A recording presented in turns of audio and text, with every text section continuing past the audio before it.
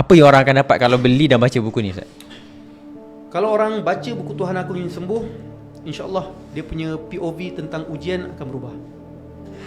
Kalau selama ni dia rasa ujian tu sebab Allah tak sayang dia, dia rasa ujian tu sebab hukuman atas dosa-dosa dia yang lalu,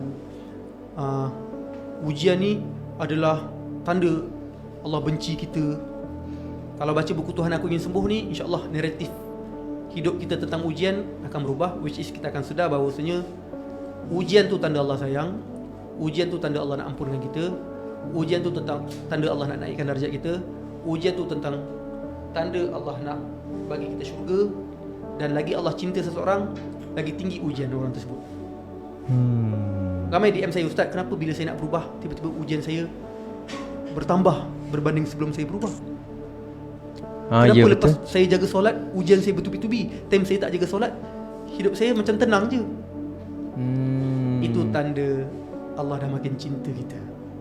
Sebab bila Allah cinta kita, Allah akan bagi banyak lagi ujian. Siapakah manusia yang paling dicintai Tuhan? Para Nabi. Para Nabi paling ekstrim ujian mereka.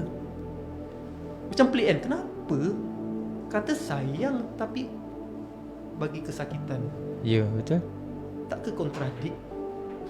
Itu sebab kita tak faham. Dia macam mak cakap dekat anak, jangan main pisau. Mak dia rampas pisau tu. Budak tu nangis. Kenapa dia nangis? Sebab tak faham. Cuba anak dia faham, oh mak aku ambil pisau ni sebab nak selamatkan aku daripada kecederaan.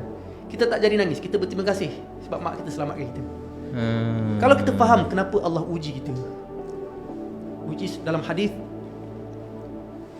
demam, contoh demam yang paling ramai orang benci tu, Nabi kata jangan kamu mencela demam, kerana demam akan menghapuskan dosa kamu seperti mana alat tukang besi menghapuskan kotoran-kotoran pada besi. Maknanya demam tu pengampunan dosa. Sakit, ada satu hadis, tidaklah kamu sedih, gelisah, takut, hatta tercocok duri yang kecil pun, melainkan Allah akan ampunkan dosa.